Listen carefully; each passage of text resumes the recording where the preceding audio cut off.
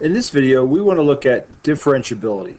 And specifically, we want to look at where a function has a derivative and where a function does not have a derivative. And then how we can tell that by looking at the graph or looking at the formula. Now, to get us started, we want to talk about one-sided derivatives. So for one-sided derivatives, we have our derivative formula. The limit is h approaches 0 of f of x plus h minus f of a all over h. But as we approach this from the left and the right, we could get different derivatives. Okay? We could get a different value for each of these. Now, if we just have a normal function, or normal f of x, this doesn't really happen much. But if we have something that's piecewise or something, we then can get left and right hand derivatives. So let's consider the point here at 3. If I looked at the limit as h goes to 0 from the right of f of 3 plus h minus f of 3 all over h, that limit is going to be the slope of the tangent line from this side, which is -1. But if I looked at this limit from the left, f of 3 plus h minus f of 3 over h, that is going to be coming from the left. And from there, my derivative is -1, my slope of my tangent line, since these are just straight lines.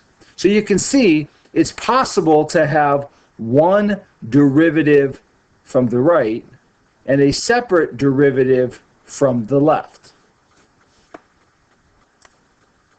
So let's consider this example. If we have a piecewise function, y is x squared when x is less than or equal to 0, and when x is greater than 0, it's equal to 2x. So first, let's find our right and left-hand derivatives. So our right-hand derivative is when x is greater than 0, is just 2. And our left-hand derivative, when it's less than or equal to 0, is 2x. Now, is this continuous at 0? If you remember, our definition of continuous is the limit at 0 equals the functional value at 0. That is our definition of being continuous at a point. Well, f of 0 is 0, and the limit of the function, this is not the limit of the derivative, this is just the limit of the function. As I approach from the right and the left, I get 0 on both of them, the limit from the right and the left. So notice, this is the limit of the function from the right and the left.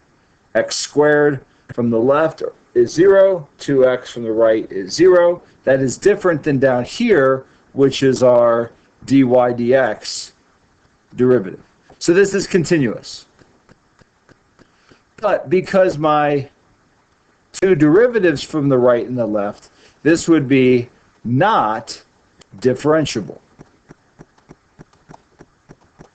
Because even though the function from the left and the right is equal, so it's continuous, the derivative from the left and right is not, so it's not differentiable. So when we think about how we define the derivative like this, that leads to what the graph looks like. So here's what the graph looks like. You can see from the right, our derivative is just the slope of the tangent line, is just 2. But from the left, over here, my derivative is 2x. You can see, so the derivative at 0. Over here, the derivative at 0 on this side is 2. The derivative over here at 0 is 0. Those are not the same. So we get this point here where the derivative doesn't exist. You can see it's coming in this way down to 0, and right here it's just a 2. So what this means when we look at our graph is this. We have some places where our derivatives do not exist. The first place we have where our derivative does not exist is a corner. This is where our graph comes to a point, such as this, which is absolute value. This point right here, the derivative to the right is a positive one. The derivative to the left is a negative one. It's just the slope of the line for this. So this point here, where it does not exist, we call a corner. Another type of point we could have where we do not have the derivative is called a cusp.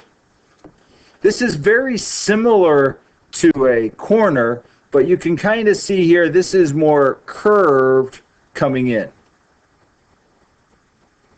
Okay. Something like that. It doesn't come to a straight corner, but it's a cusp. But still you can see from this point, the slope of the tangent line to the right is different than the slope of the tangent line to the left. So the derivative does not exist. Another thing we can have, it's what's known as a vertical tangent. Okay. To give you an idea, this graph right here is the cube root of x, or x to the 1/3. So the derivative here is 1/3 x to the negative 2/3, which would be 1 over 3x to the 2/3. So you can see here at 0, my derivative doesn't exist. I can't divide by 0. And what we have here is actually a vertical tangent. This comes in here, and at 0, your tangent line is actually like a vertical line. As x gets smaller and smaller and smaller, this fraction gets bigger and bigger and bigger and goes to infinity and becomes undefined. The derivative does not exist at 0.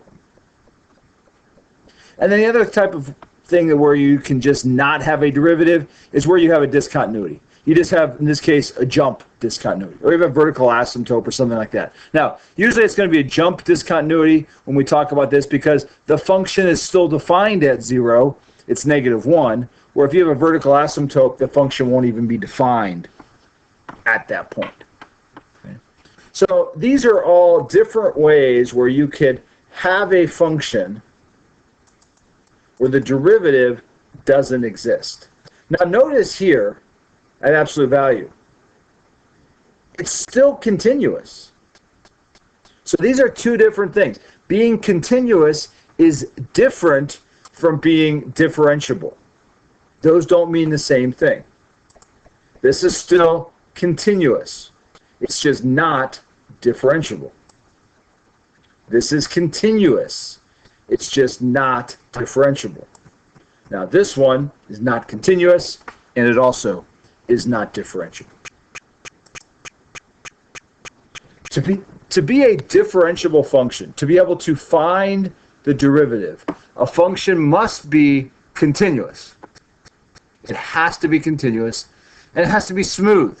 It has to be well behaved. Nothing crazy can happen. No sharp corners or peaks or cusps or anything crazy. It's got to be kind of nice and smooth in order to have a derivative. Luckily for us, most of what we look at in calculus are differentiable functions. They are functions that are continuous and they are nice and smooth. So as you look at a graph, I want you to think of this. Just looking at this graph, I want to ask you, with what you know, what is this the graph of? If you were to look at this graph and say, I think that is a graph of what function, what would it be? I'm going to give you a second to think about that.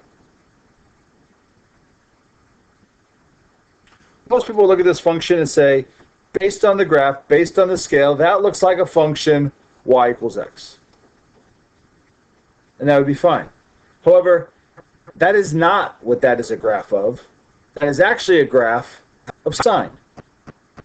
Now, it's hard to see, but I kind of played a trick on you, and I changed the scale to make it look like y over x. But really what I was graphing was this part right here of sine.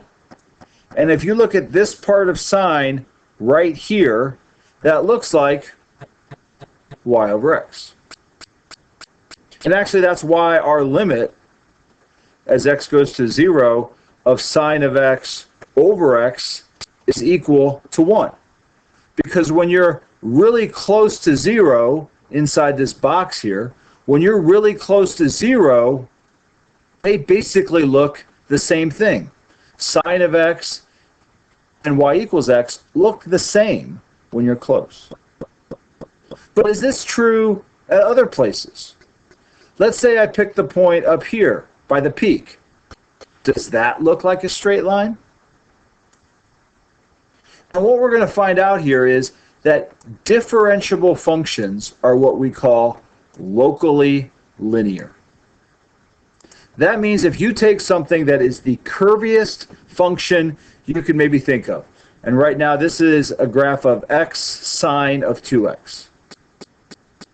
And if you look at this graph, and you were to pick any point on this graph, and you pick that point and you zoomed in closer and closer and closer and closer and closer, eventually that function will look like a straight line. And let me show you what I mean. So here is my graph. If I graph this, and I'm graphing it on Desmos here, here is my graph of x sine of 2x. And if I pick any point on that graph, and I zoom in closer and closer and closer to that point will eventually, if I zoom in far enough, that point becomes a straight line. Now, will that be true for every graph and every point? And the answer is no. For example, if I graph the absolute value of x, and I zoom into this point right here, and I zoom in closer and closer and closer, and here you can see both of them. And you can see as I zoom in, the red line becomes basically horizontal and flat. It looks like a straight line. You can't even see it anymore. It's just on the y-axis. But no matter how far I zoom in, absolute value will forever look like a V. That's because for absolute value, we have a corner. No matter how much you zoom in, that corner will always be a V. So if something has a derivative, if something is differentiable, if you pick a spot, no matter how curved it is, and you zoom in, eventually it becomes a straight line.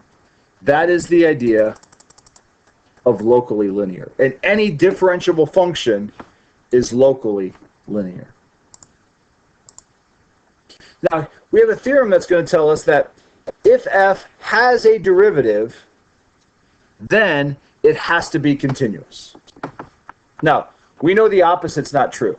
If I say, is it possible to have a continuous function with no derivative? You could say yes. Absolute value. Absolute value is a continuous function that does not have a derivative.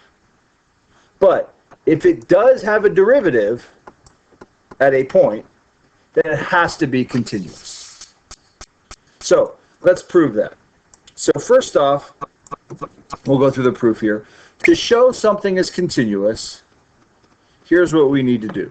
So we want to show it's continuous, and if you remember our definition of continuous, show it's continuous means we want to show that the limit at a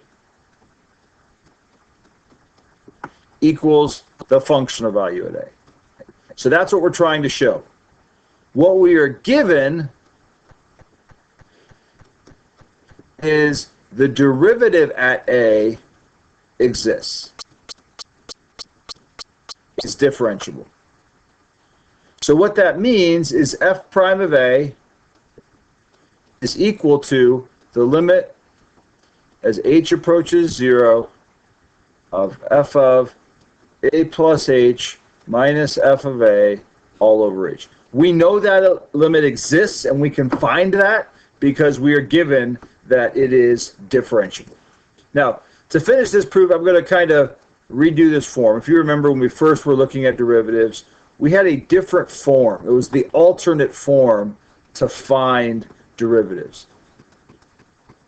So we could also look at this formula to find the derivative. We looked at it a long time ago. We did not use it a lot because we were on a cell list and we won't be going over in class.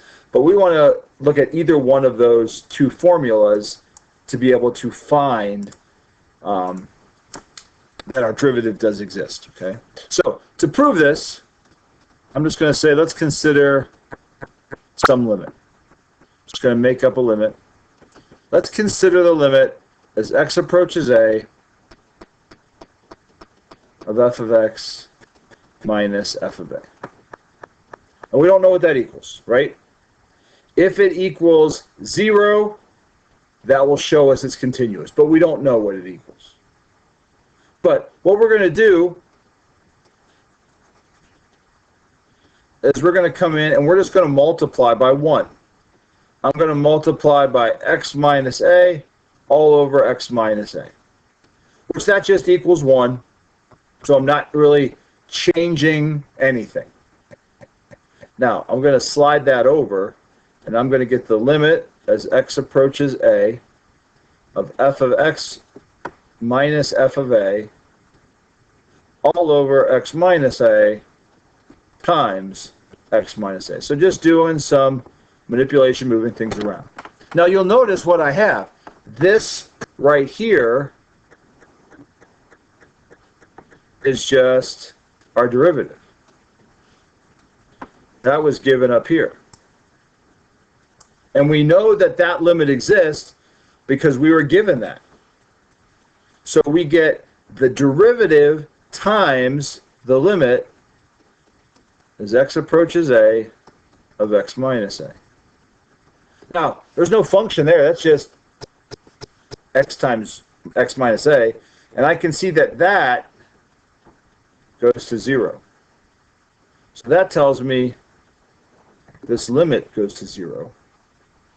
And if this whole limit goes to 0, then that tells me that the limit as x approaches a of f of x minus f of a is 0. And you notice here again, this is just a number. That's got nothing to do with the limit, so that's outside of it. So really this is this limit minus that value, and I can subtract,